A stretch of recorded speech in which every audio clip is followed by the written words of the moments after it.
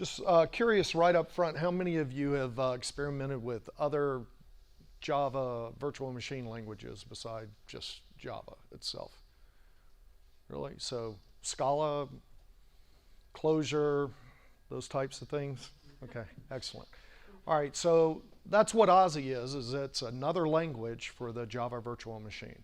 And we're going to go into substantial depth here about why we need something like AJUG. So, AJUG is an open source website, so AJUG.io is it's an open source project, that's the website. And if you find that you'd like more information about AJUG, use the email address that I have right there. And it's supported by my company, Catavolt Inc., so I appreciate that. So just real quick about me, I am the CTO and Chief Architect at Catavolt. I've spent my entire life in enterprise software development. Great majority of that has been with the Java language. I have a BS and an MS in computer science, but most importantly, I'm just a programming junkie. I just love to program. I love to develop software solutions to thorny problems, and that's what motivates me. So hopefully you'll see some of that today as we talk about AJUG. The title that's on the web was Web Services Orchestration with AJUG. In the time that I submitted the proposal and now, I oriented this presentation around microservices. Okay, so as we talk about cloud computing, probably the hottest term right now is microservices. I was at an IEEE conference. I was surprised at an academic conference like that, just how much we discussed microservices. So we're going to talk about, very briefly, the classic service-oriented architecture, how microservices fits into that architecture. How many times have you heard people ask, is microservices just SOA? Or how does it fit into SOA? Anybody want to know the answer to that question? I can skip past that slide then. So we're going to talk about that. And then within the world of cloud computing and web services, we have something called orchestration. We're going to dig into that. And then what we're all here for is to talk about AJUG and what it means in the context of web services. And specifically, how is AJUG used to do orchestration? And then finally, we'll just talk about a summary. I'll summarize some of this, and I'll let you know what my future work is. All right, the classic service-oriented architecture, almost any literature that you read, this is the picture that you get. You have a service provider, a service client, and you have a service registry. And within this arrangement here, the service provider basically picks a well-known location to advertise its services. A client finds that service and binds to it. And what we really mean there by bind is it makes use of the service. So in this diagram, the focus, the classic SOA focus, as you go and research this and make use of it, it's about finding and binding and using those web services, okay? The old technology, a lot of people call it big services, is SOAP, WSDL, UDDI. The new technology, Swagger, I think it has an official name. I think it's called Open API, and REST. I think the majority of people in here are programming in Java on the web is using REST. Is that correct? Yep. Okay, good. So when we start to talk about microservices, how does that relate to that picture that I just showed? Well, microservices is all about what happens within a service provider. It's about the implementation. So previously we were just talking about advertising web services, finding, binding to them, right? So microservices is not about that. It's really about how can we implement. So not at the service client, but at the service provider. We also call that the monolith, right? So what is the monolith? It is basically your traditional software development where you're doing three-tier development. You'll have like a cluster of machines that represent your data layer. You have a cluster of machines that represent your application layer. And finally, you'll have devices wherever making use of that, okay? So that's the monolith. But microservices is really addressing the problem of how do we move from an architecture, a traditional architecture, if you will, into something that's flexible that will run on the cloud infrastructure, okay? So microservices is all about the decomposition of this monolith, where you have, let's face it, we all have read software design books on how to design software, but terrible things creep into the monolith. And ultimately, you end up with a big glob of code, right? Object soup, logic spaghetti, pick your favorite metaphor, right? So with microservices, we're talking about decomposing a monolith into modules, but we're not talking about just any kind of module. A microservice needs to exhibit these properties. It needs to be of a single responsibility. That's what makes it micro, okay? And if you look at the bottom and italicized there, I've got loose coupling and strong cohesion. So if any of you have ever been to a software engineering class, that's one of the first set of principles that you learn, and they'll stay with you your entire life. It's like a litmus test for your code. Do I have strong cohesion and loose coupling, right? Functional, object-oriented, message passing, concurrency, it doesn't matter. You want strong cohesion, loose coupling.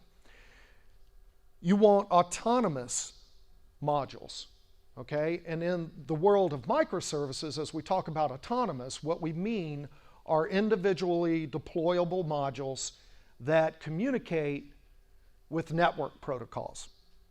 So at this point, we have modules that are of single purpose. We have modules that communicate with each other using network protocols. But now we have an issue. How many of you saw the light bin presentation on microservices? Okay. How many of you were here for Glenn Renfro's presentation on Spring Streams? Okay. That is a very common technology to address our next property that we want here, which is resiliency, okay? If you have microservices that are independent, they're autonomous, you can run them wherever on the cloud, they're dependent on other microservice modules. What do you do if one of those fell? And remember, now we've created the likelihood of failure. We've increased the likelihood of failure because we're doing lots of microservices running out there on commodity hardware that's likely to fail. So there's technology. We're not going to talk about it today. We're going to talk about the other side of the coin today. So we want them to be resilient. And then finally, scalable. If you have single responsibility modules and you have lots of them and they're communicating with each other using network protocols, that's great. But now we've done such a fantastic job. We're consumer facing. We've got more partners than we've ever had before. We've got Androids, iOS, Chromebooks. Suddenly we have a lot of usage. We want to scale. So these modules need to be, you need to be able to replicate these modules on the cloud infrastructure, okay? All right, so orchestration. Has anyone heard of web service orchestration before? Okay, I'm seeing some nods and hands, fantastic. Okay, orchestration is a kind of composition. And, whoops, interestingly, orchestration is just one kind of composition. It's a rather fancy word for just intuitive programming. When you write an orchestration, you're writing a program that represents a single point of control. Its mission is to call a lot of other programs, gather some information, and return back a single result. That's all orchestration is, okay? As opposed to something like choreography, okay? Choreography, just to give you a peek at it, it's more of the streaming that you heard Glenn talk about, or the light bin presentation that was before that. That kind of composition is choreography. But we're about to talk about orchestration. Now, What is trending out there that I think is just fantastic, because frankly we've been doing it for several years. It's not exactly this, but it is similar. What's trending out there is this idea of backends for front ends, okay? So on purpose in this picture I've included our monolith. I've also included our microservices, okay? So if you notice when we were talking about the properties of microservices, we talked about independent modules that are resilient and scalable, all those wonderful things, right? But we didn't really talk about a public-facing API or a user device-facing API. Well, the idea of a back end for a front end is to address that problem, okay? So in this particular picture, we have a mobile back end for a front end, okay? We have iOS and Android devices accessing this. And this intermediary, it's optimized for mobile devices. It knows that we're likely on a cellular network. It knows that bandwidth is more of a premium. Not in this picture, but you could have a web backend for a front end that's engineered to deliver larger amounts of data, to do streaming, knowing that it's running on high bandwidth, okay? So this is a kind of orchestration. Can we generalize back-end for front ends pattern? This is a pattern, right? So let's do it at least for this presentation. We'll call it use-specific compositions, okay? So I've expanded my diagram here to include just a general facade for interfacing with the cloud, okay? So over here we have a human interface agent, right? These are agents for real humans, we hope, right? Interacting with our mobile use-specific compositions. And then over here we may have business partners running in the cloud interacting with our microservices in this case. This could make a call over here to that legacy API. So this is another type of orchestration over here, but fundamentally we're talking about use-specific compositions over top of legacy or microservices. I really like this architecture, okay? We've done some things like this, and I expect us to do a lot more of this in the future. This is where Ozzy lives. The whole purpose of Ozzy is to help you create very quickly and with some agility use-specific compositions.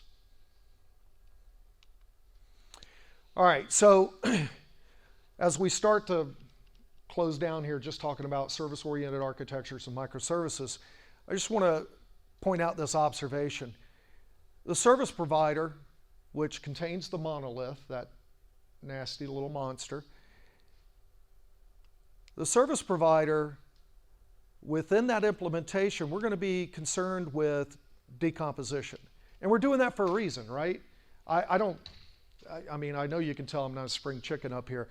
I spent quite a few years building integrated systems, exact opposite of this, right?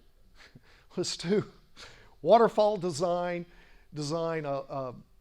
hundreds and hundreds of tables that will run in a single database manager. It's called an integrated database. You know, it was a thing of beauty back in the day. And here we are tearing it apart, right? But such is life. And, you know, all jesting aside, we do that because we have this fantastic thing called the internet with fantastic virtualization technology, and we basically want to project our solutions onto that infrastructure.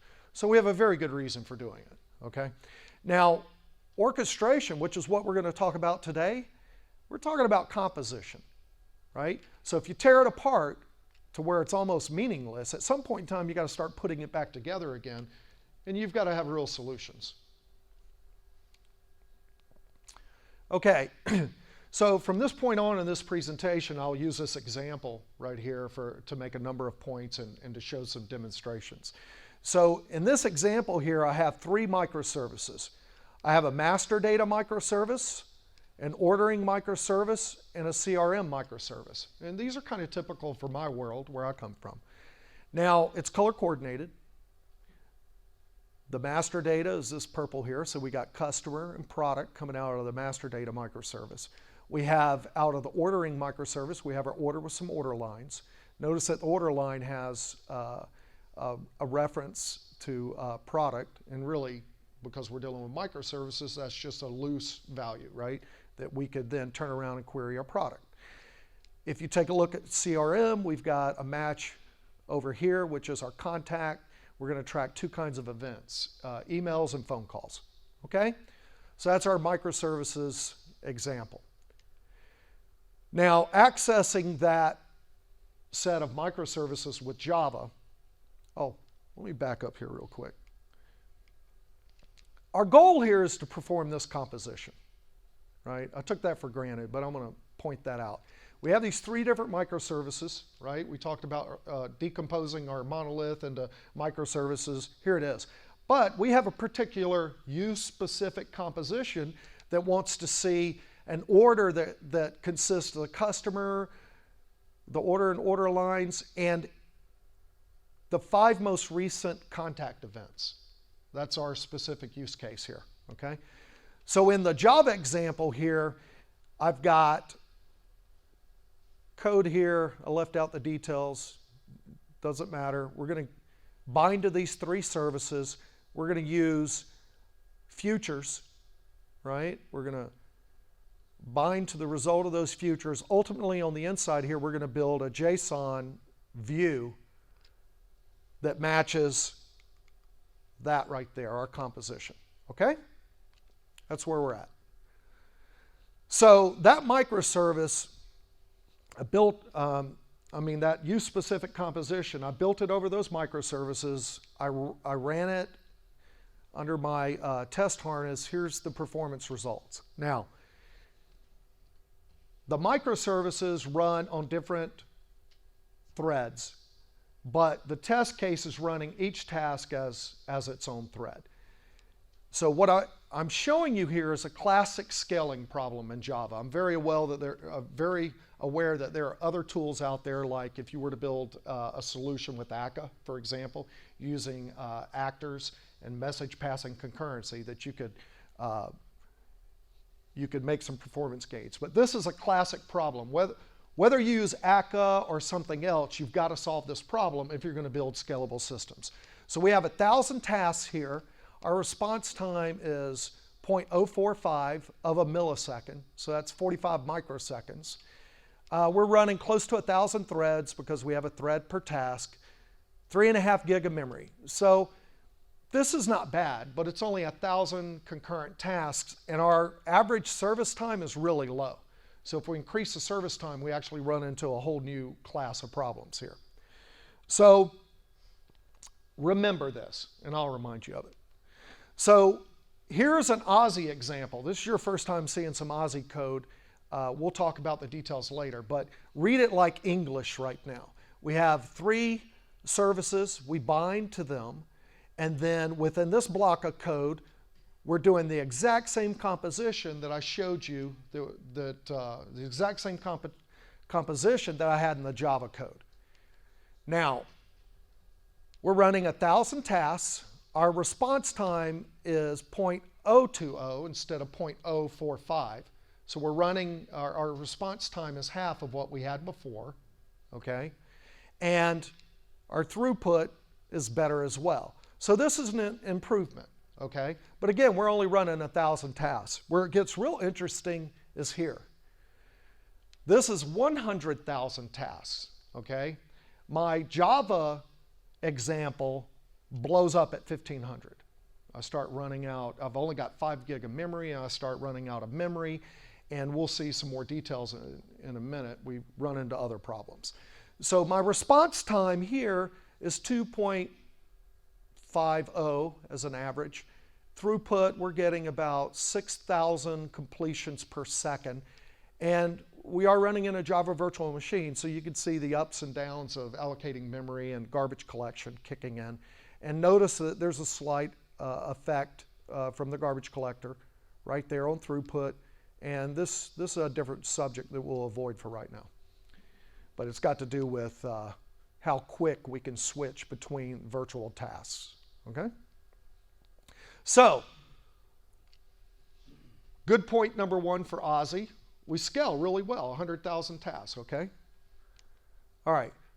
Wow, this is hard to read. Okay, so this is my CPU monitor that was running during those tests. So for 100,000 concurrent tests, there's a fair amount of green, moderate amount of red, okay? But we're running 100,000 tasks. This thing's really working its tail off. I literally took a floor fan and put it on my MacBook Pro. All of these tests were run on that machine right there. So this looks good. So over here, 1,000 concurrent tasks looking at Java in this column and Ozzy in this one. The Java is shows a lot of context switching. So the red is your kernel or your system CPU. And threads, contrary to their name, are a little more heavyweight than we would like them to be. As the CPU switches between threads, it has to go from user mode into kernel mode. And that context switching is actually, it can be thousands of cycles. All right, so there we have the comparisons of an apple to apple, and then here's an orange that I just couldn't recreate in Java because it won't scale that high, okay? All right, so let's continue and talk about how did I get that performance, right? You guys want to know how I got 100,000 tasks to run like that on a single machine? All right, let's talk about it. So before we look at the exact details, I want to point out that this call right here, order service, get order, master service, there's no extra code wrapped around here, okay, that's making sure that I have an order before it allows this code to continue. If you remember, the Java code was surrounded by 4 futures, okay? And those 4 futures were waiting to complete before they proceeded. So when you code in Java, you put this extra code around your real logic to make sure that everything is synchronized, right? You don't have that here, okay? So what I just showed you was a non-blocking execution, right? That code really is running some background tasks, waiting for them to complete, and then synchronizing. Okay, so, all right, so how did I do that? Well, the entire framework, the Ozzy framework, is based on an extremely lightweight actor. We have a multi-tenant environment, a multi-tenant design, so asynchronous, non-blocking messages come into the system, they get routed all the way down to processes and threads, okay? And as things complete, they get routed back out. So that's we'll look at more magic in a minute, but that's why it works. A extremely lightweight, non-blocking architecture is lying underneath this thing. Even down to the idea of a single process and a single thread. All of the Ozzy processes and threads, they're virtual. They're not real Java processes. We're only running one JVM instance. And we're not running real threads. So they're virtual processes and virtual threads. Again, it's non-blocking. And then to get good performance, there's concepts of once a thread is active, it'll run so many statements before it cycles back around, okay, on the scheduler. And right now that's tuned to 1,000. It'll do 1,000 statements at a time before it cycles back around. All right. The foundation to all of this is that very lightweight actor framework. So on August the 2nd, I ran a test. I was able to create 200,000 actors in just over 23 meg. 116 bytes per actor was the average, not K, bytes. I can get an average of 9 million actors resident in a gig of memory. I can create 200,000 actors in 30 milliseconds. 200 million messages was my test. I could process 200 million messages in 19.76 seconds. That gives me a rate of about 10 million messages per second. Okay? Over here, the details of the test. When I ran this test, I was running 200,000 actors concurrently. on my MacBook Pro, 4 cores, 8 if you count hyperthreading, 16 Java executors for schedulers, an average of 4 threads per scheduler. And the only tuning I did was I started out with the initial 5 gig and maxed it at 5 gig. So it was just a constant 5 gig of memory. Okay? All right. So the test results that I just presented were based around this Java code right here. I have a ping pong actor, and our design pattern for actors in this lightweight framework is an actor should never make its implementation visible in any kind of way. So we have a class nested within another class. So it's very simple. Inside of here I have a countdown latch. I'm counting messages. I have a max allowed. And all the processing is a result of this right here, getting a mail message. Okay? So I say okay a lot, don't I? I'll quit saying that.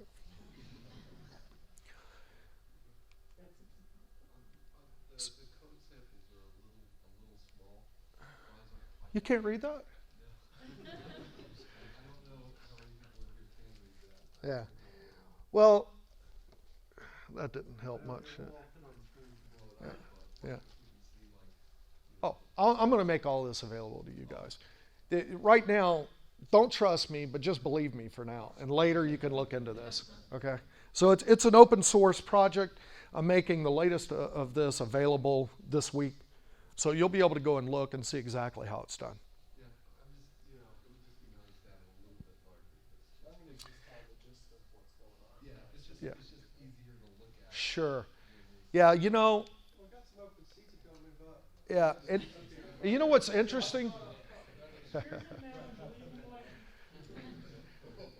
When I start doing a demonstration, so.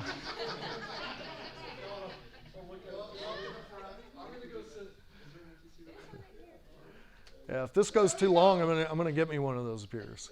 So. All right, so I was just impressed I could get the whole test class on one screen. So yeah, I should have been thinking about more than that. So, all right, so if you look at that code later that I just showed you, plus this code, the only synchronization that I have in here is a countdown latch right here, okay? And we wait for it right there. So this is the actual code used for that performance test. On purpose, it's incredibly lightweight. I'm not creating any data. I'm just trying to test how many RPMs I can get out of my engine, okay? Because if you can't rev the engine to 2 million messages per, or 10 million messages per second on 4 cores, that's an upper bound. There's nothing else you're going to be able to do when you're really using it out in the field that's going to increase that performance. So the last thing I want is for this engine to be the bottleneck. I'll tell you what's going to be your bottleneck, your services, the microservices that you call into. But we want this to have as small of a footprint as that we can create. All right, so let's talk about the Aussie language. I know my last name is Osborne, okay? That has nothing to do with me naming it Aussie. I think it's a neat coincidence. But Aussie is actually based on something called the Oz computation model. This is a fantastic book if you haven't read it. It's published under MIT Press. They have a website. If you go there, you can find the book. I purchased it off Amazon, so if you can remember that long name, you could just search for it and purchase it there. So the Oz language is known for teaching a large variety. It's known for teaching a variety of paradigms. This is actually a poster that you can download. The book tells you how to get this. This is actually my wallpaper, right? So you could see that it's a neat language in terms of programming. You can do all these things with it, right? But for me, there was a particular aspect of the Oz language that I thought was very applicable to web services and specifically web services orchestration. All right, I may need the audio video guy here in a minute. Oh, here we go. All right. So this is it right here. So I showed you the poster. It had all kinds of wonderful things on it. But deep within the theory of that book is the concept of this data flow rule based on something called a single assignment variable. Now, this should be fairly intuitive to read, okay? We've got two local variables, A and B, on a thread executing concurrently. We're going to set A equal to B plus 7. Then on another thread, we're going to set B equal to 3, okay? All right. Now, if we wrote something this naive in Java, what's it going to do? It's going to blow up, right? It's going to blow up in a variety of ways, but pretty much every time it's going to blow up, okay? Now, this data flow rule allows this code to execute and execute correctly, and here's the rule.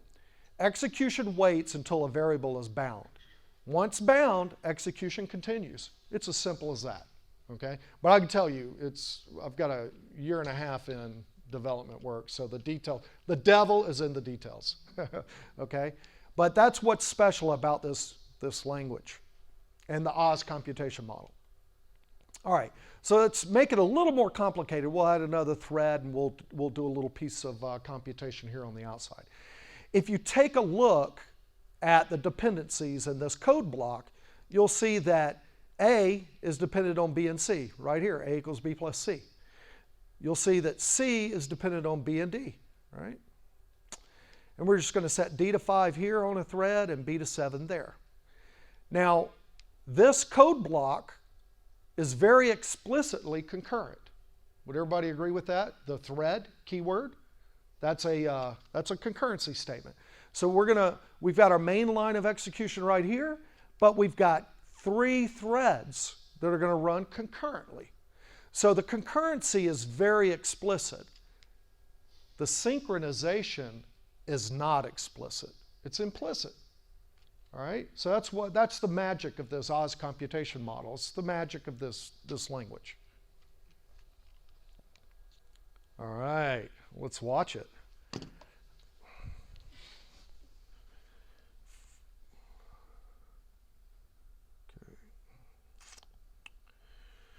All right.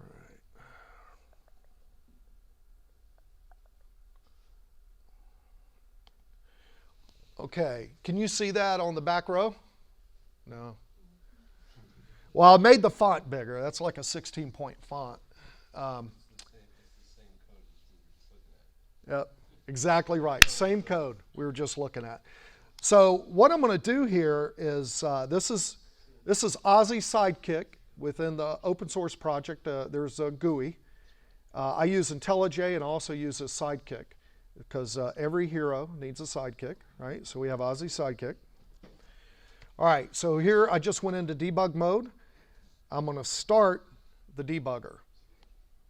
And you don't need to see everything here. I'm going to make a point with the headings, and I'll tell you what's in the headings, or this young man right here can tell you what's in the headings since he has a front. All right, so as I begin to execute this code, you can see over here on the left, it highlights whichever thread I have selected over here. It highlights the code related to that. So we have in thread 0, we have a stack that is going to execute several threads. So as I'm stepping through this, you'll see that as I click over here, it changes the highlighting to A equals B plus C. That's what's running in thread 1. Thread 0, we're back to here. And I'm just going to let this, I'm going to step through some things here until we get several threads created. And what I want you to see here, or what I want you to believe as I tell you, is that we have 4 total threads. That makes sense. We have our mainline thread, and then we have 3 thread statements, okay? But in the debugger and above each of these stacks, we have waiting on producer, waiting on producer. Thread 3 is running, okay? So we're going to end up cycling a few more times here. Let me do that. Thread 0 is now waiting on a producer. It's waiting on its answer, okay? And as I keep stepping through here, what you're going to see is thread 3 terminates, and we're going to start rolling up our answer based on that dependency graph. So, bam. Now, I'm going to use some hand waving to describe what just happened there, okay? When you study some of this computational theory, they'll talk about computing as performing reductions, although not all statements reduce, right? You can create an infinite loop in lambda calculus. You can create an infinite loop in Java, right? So not all statements reduce, but our statement that we had there spawned 3 threads. They were going to do their work, and as the dependencies were bound, as the dependencies were fulfilled, we got a reduction until we finally get our answer, okay? So what I just showed you is what's at the core of the OSI language. It's the Oz computation model based on this single assignment variable, okay? Oh, I said I wasn't going to say that anymore.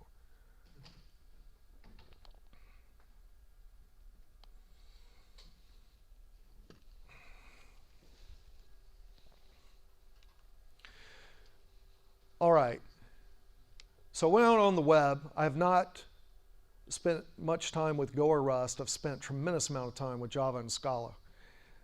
So I put together a quick matrix comparison. So why would you use OSI, right? I mean, we've got a lot of languages out there. Even on the JVM, we have a plethora of languages. Well, because it's got some unique abilities. And those unique abilities are described right here in this area. Okay, first and foremost, I just reviewed with you guys what declarative concurrency is. What we have here is declarative concurrency based on that data flow variable. You don't have any explicit synchronization. You guys, I think there's a website out there called Callback Hell, right? Yeah.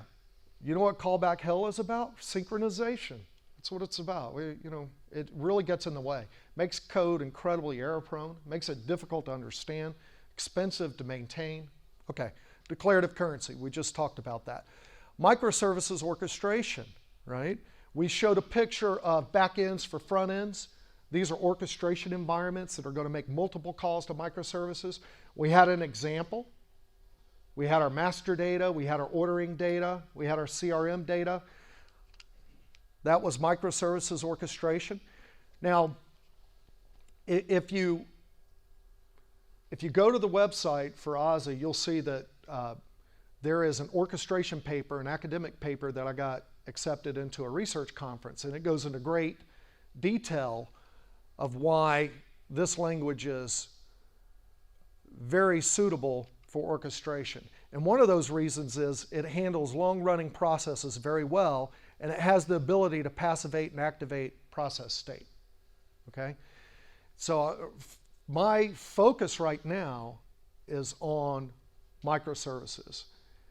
There will be a time where we come in and do an interesting project for long-running processes. Imagine a stream server that delivers infrequent events, okay, that you can just leave running, and if it's not receiving events that it needs to broadcast, it just passivates itself, okay? All right, finally, OSI is interpreted. And because it's interpreted, you can look at it as a scripting language. We have, how many of you have done mobile development? How many of you have had to deal with the fact that your web service calls ended up being too chatty? Right? Okay. So one of the problems, here's the tough balancing act in mobile development. You want web services that are large-grained. You also want web services that are reusable, right? So you write a big web service, so somebody wants you to write another web service, you realize 2/3 of the code is over there in that web service, right? So it really is a refactoring problem. What you would like to do is use the same programming principles with web services that you use in just a standard Java environment, right? Create a library of Lego blocks. I'm sure I just violated a trademark there. But you create a library of Lego blocks, and then build a bigger Lego construction out of those Lego blocks, right? Well, with remote code execution, one of the things that you'll be able to do is submit a small script from the actual mobile device and reduce your network traffic. So that's the comparison matrix that I have right there. Ozzy is quite functional. We'll see some code examples here in a minute, and we'll talk about that. How many people in here have an interest in functional programming in general? Yeah? Okay, good. So functional programming is super simple, right? If you write one function. So when you start putting it all together, it gets really difficult, right? Then all of a sudden you're talking combinators and monads, and it becomes quite hairy. All right, so I'm going to go in and show some examples.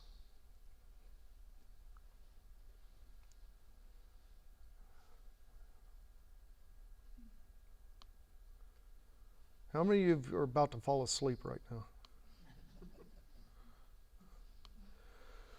Okay, this example, let me see if I can make it bigger. Oh, it works. Love it. All right. So what I'm showing here, this looks convoluted at first glance, right?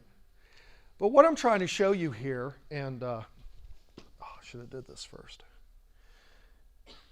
If I just run that, we get 10. You see the 10 at the bottom? That's where the output comes from the script.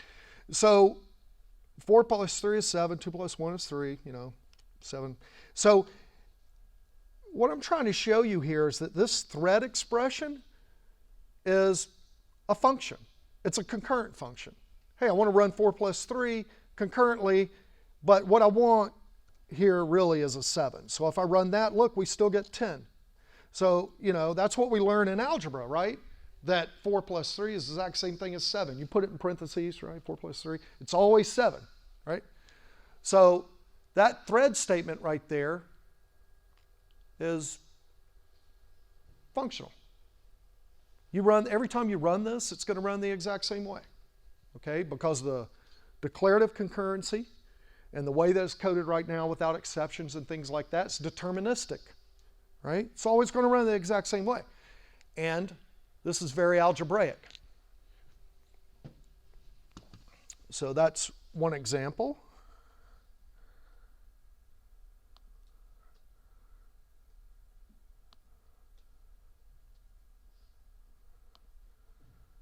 Okay. I can't remember who raised their hands for doing Scala development in here. How many? 1, 2. 2? Cool. Okay, 3. I got a feeling there's a few people. Who has not done Scala development? Okay. There's a lot of people in here that did not raise their hand either time. So, all right. So one of the things that's incredibly powerful, I would call it a requirement in the world of functional programming, is something called pattern matching. Do we know what pattern matching is? Okay, when I first heard pattern matching many years ago, I thought of like regex, right? Regular expressions. I thought, pattern matching, regular expression. Then I saw pattern matching in code. I'm like, this isn't pattern matching. Well, turns out that pattern matching is really a very expressive way of deconstructing objects, right? So one of the things I noticed about functional programming is that you have few data types. You have lists and sets and tuples, which I'll call products, and then you have a gazillion functions, right? But before we become too prideful, you have the opposite problem in object-oriented, right? You have a million types, and they have like 3 methods, right? So, it's kind of the yin and the yang of development, functional and object-oriented. Well, in the functional world, because they have just those basic types and they're just writing copious amounts of functions over those types, this becomes incredibly powerful, the idea of pattern matching. So this piece of code right here, all it does is it appends 2 lists, okay? We're going to append a list of A and B to a list of C and D. And we have a nested function declaration here, right? So if you watch this code run, it starts here. A is equal to append AB with CD. So what happens in here is it's just nice and recursive, and it just disassembles the first list, ultimately adds the CD as the tail. So when I run that, it's going to look, anyone ever seen a cons list in like Lisp? Yeah, okay, it can get kind of funny looking, right? So this is my way of representing a cons list in JSON. Okay, so but that doesn't mean a lot other than it's a cons list for those of you who have done Lisp or Scala.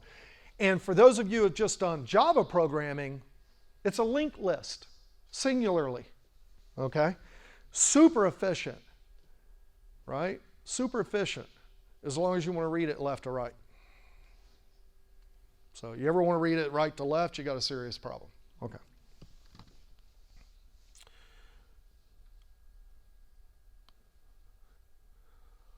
Oh, okay.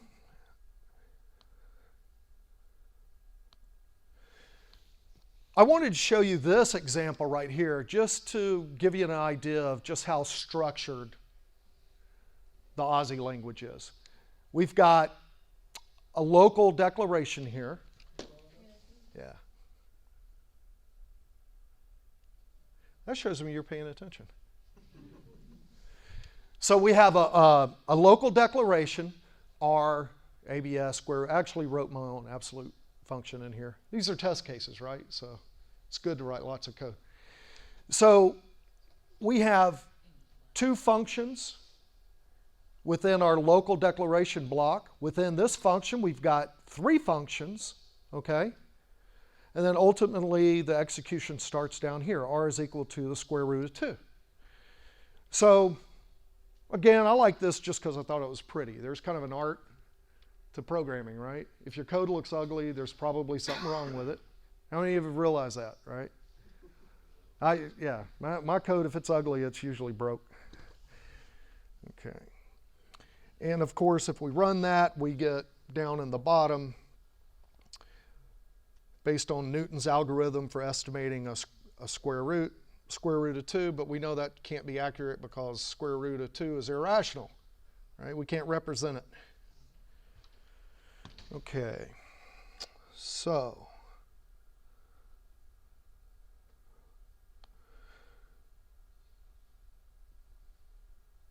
now this is where I go beyond anything that you might see in the concepts, techniques, and models of computer programming book. We're linking to Java here. So Aussie has the ability to use Java directly. So right here, I create a variable up here called array. I link it to Java util list, and you're going to get an array list there, right? That's the mapping that we have for that. And then I have various, like I said, this is my test case, but I have various operations being done in here. I'm adding at index 0 an A. I'm adding at index 1 a B. Then I do it a little differently here. But the point of this is to show you that I'm interacting with Java, okay? Not to teach you how to do all of this, okay? Hopefully you guys will come to the website and start using the forthcoming tutorials that are going to show you how to do all this. For comprehensions, this also introduces you to the idea that we have the concept of cells. So how many people in here have thought or realized until this point that the variables were functional variables in Aussie with a twist? Yeah, you did? Good, Jasmine. So variables are single assignment. If you try to assign a value to them twice, it's going to give you an exception. It's going to raise an exception. There is a provision for doing stateful programming, and it's called a cell. So you can create a cell and access it and keep accessing its value. So again, the main reason I showed you this example is to show you that with OSI, you can interact with the Java class library. That turns out to be very powerful.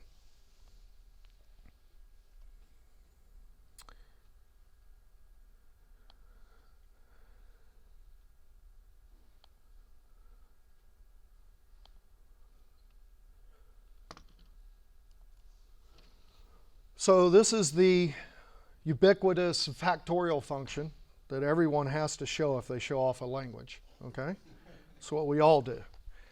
What I wanted to show you here is there's a particular variety of the factorial function where you pass in an accumulator. And the reason you do that is so you can put this program in what's called a tail call position. Does anybody in here know what a tail call position is? All right, lots of people. We put our call in tail call position so that we can take advantage of a language that's tail call optimized. All right, great, what did he tell me? So here's why we care. I will actually go into the debugger here. I'm going to start walking through this kind of rapidly. And we have a single thread, we have a stack. Now, if we take a look at our stack, how many statements are in our stack in thread 0? 1, right? But we are now at, because I know how to read this, we are at 8. So we did a factorial of 10. We've subtracted from it twice. In a regular recursive Java program, you would see factorial, factorial, and then you're making your third factorial call, okay? So, I thought you raised your hand. Yeah, I hate when people call me out like that too. So the whole point here is that OSI is tail call optimized, okay? Which, if you're writing functional code, it's just very natural to use recursion, and you very much prefer for the language to be tail call optimized. Java, as we know, has a pretty serious problem with that, and I did some research, and there's been some proposals for it, but then the issue is that there's several places within the JVM where the stack frames are actually introspected. So I don't think we'll ever see it, but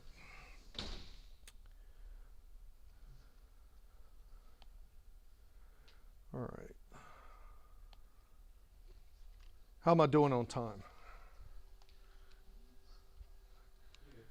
All right, because we're at the end.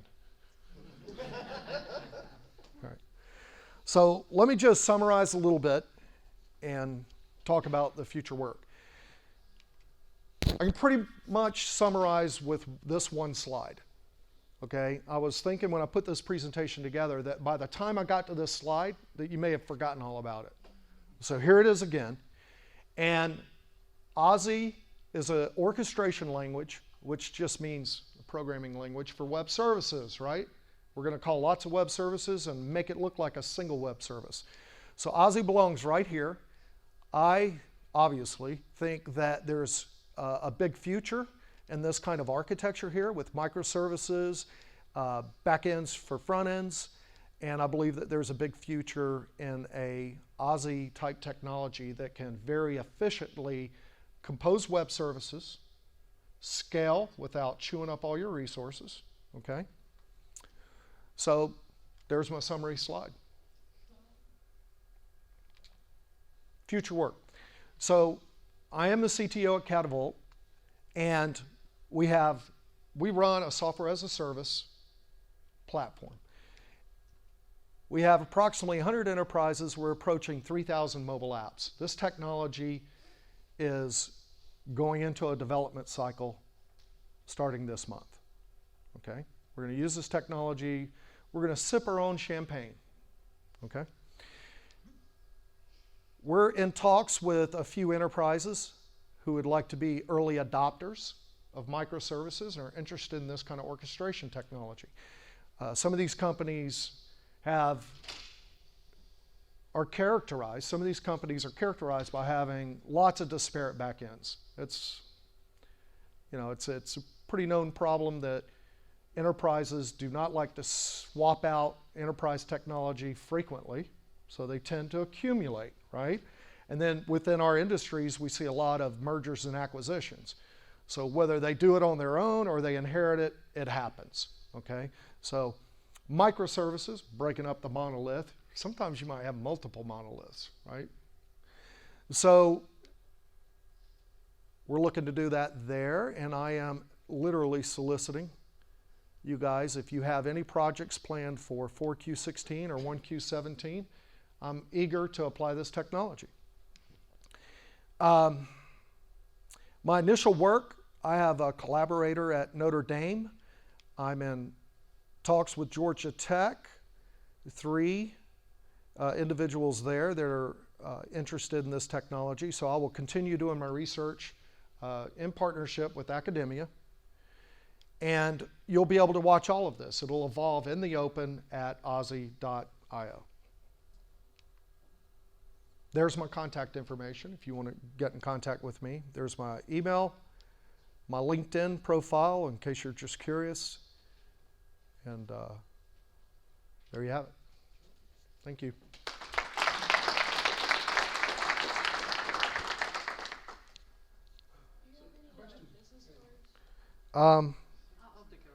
Oh, okay. We probably want this on there anyway, right? Do I have business cards? You can contact me. You know what? Let me tell you something. I used to work for IBM, and we did not let the architects carry business cards into the field. So I've never been in the habit of carrying them. I apologize. It's a rookie mistake, but I don't have my business cards with me. We have the power of technology. Question, so where's the networking in all this?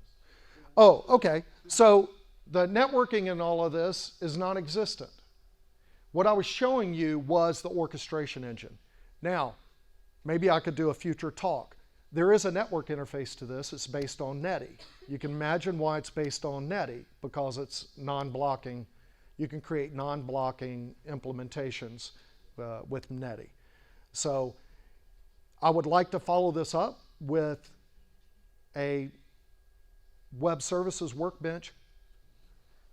All right, so I'm going to spill the beans. I have a web services workbench. Here's what you're going to be able to do. I'll even show you a little piece of it. It's just not working right now.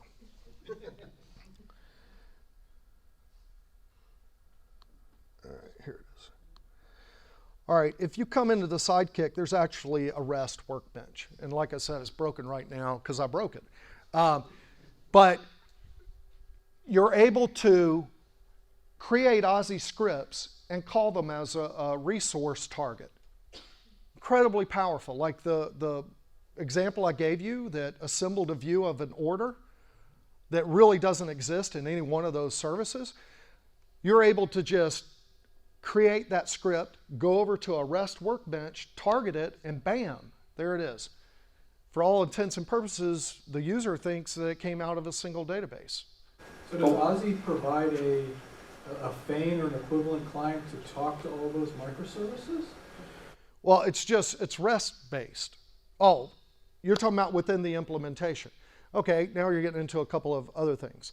So we have a variety of connector technologies that we're adapting to Ozzy, okay? So a generic REST connector. So this is a great subject. How much time do we have?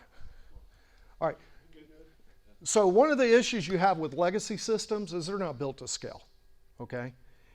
And you need to govern access to them. You can bring down the legacy system, you can bring down your cloud system. Ozzy supports back pressure. So as you start to queue up too many requests, it will actually tell the requester at the top of that. Remember the rectangle I showed where all the messages are coming in? You can configure it so that if you get too many messages into the system, you get back pressure. That's what I was going to ask as well. Is it seems like this has reactive things to it, or at least is a different way, instead of using reactive-based coding, to be able to do this with some of the same principles? Right. There are similar principles. There are some significant differences. Like I mentioned earlier, orchestration and choreography. If you dig into it, choreography is more event-based. This is request response. I'm trying to make request response isn't going to go away.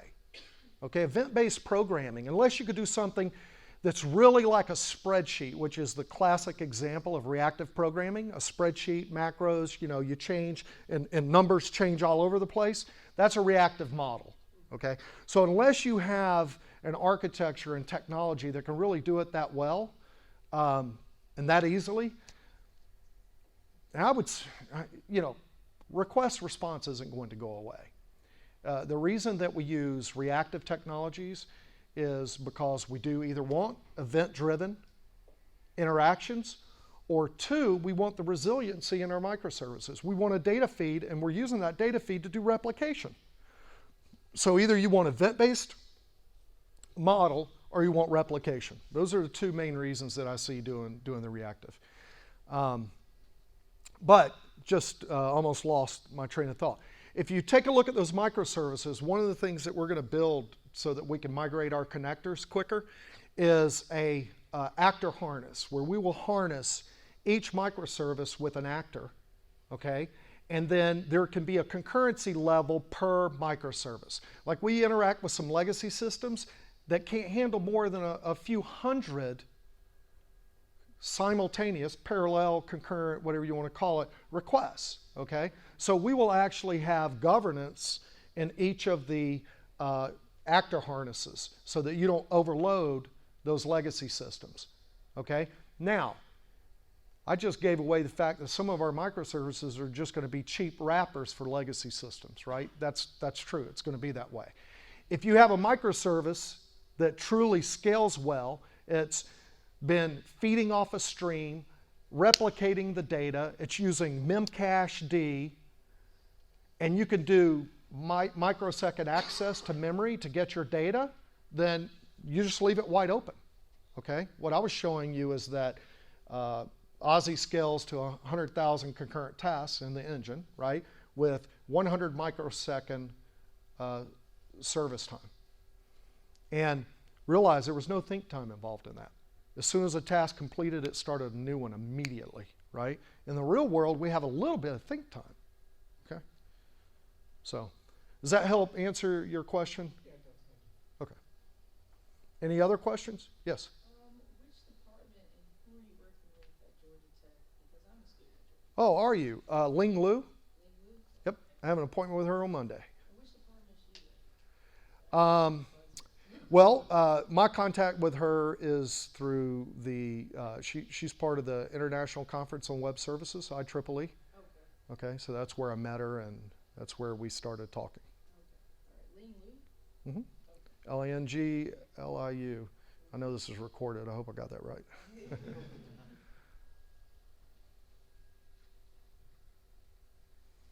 Anything else?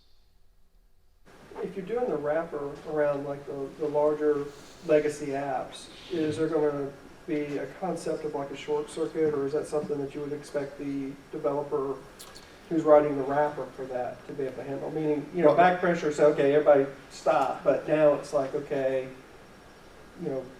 this guy's not behaving well. He's sick. You know what? That's a very good comment.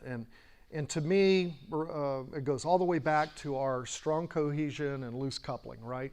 I want no details to leak out of that service, whether it's a microservice or a legacy service, it doesn't matter. We want to interact with it. We want an actor-style interface to it, right? So that if it is being overloaded, it'll give us back pressure, and that exception will back propagate to wherever, okay?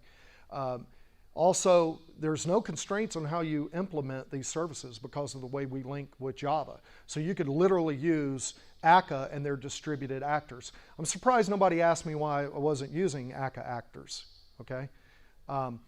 And what happened was, years ago, I started with Scala in 2010.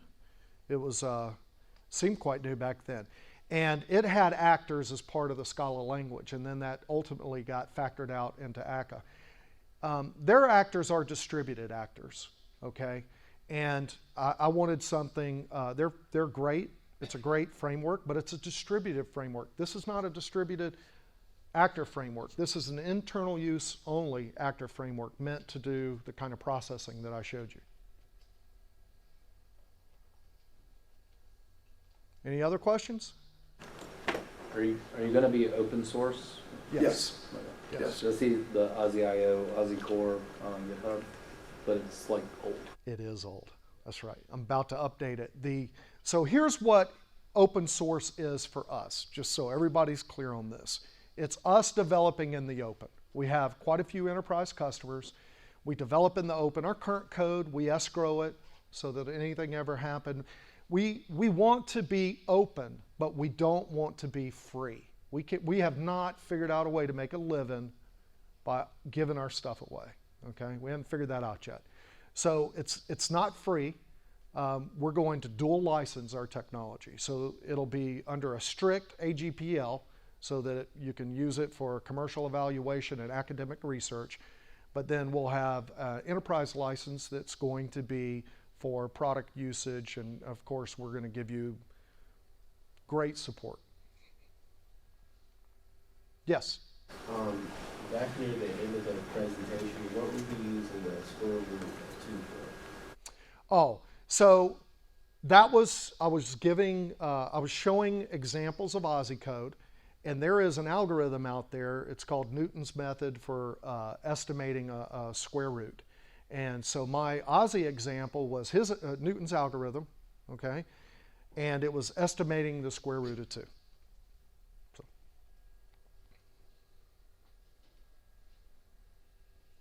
Anybody else? Excellent. Thank you, guys.